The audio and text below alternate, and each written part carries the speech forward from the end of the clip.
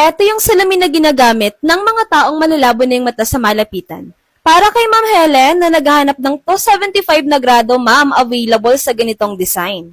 Ang hirap talagang hanapin ng mga ganitong klase ng grado kasi guys, broken grade to. Yung iba nga 125, 175, or 375, mga ganun yung grado nila. Be etong 275, sakto, ang linaw nito. Pareho kami ng grado ni Ma'am Helen. Kung malabo na rin yung mata mo sa malapit at nahirapan ka ng magbasa, kailangan mo na talaga ng pangpalaki ng letra. Sana available yung grado mo kasi sobrang ganda nito. Magaan lang siya, plastic frame, pwede sa mga aesthetic and kahit big face kayo guys, stretchable yan, walang problema.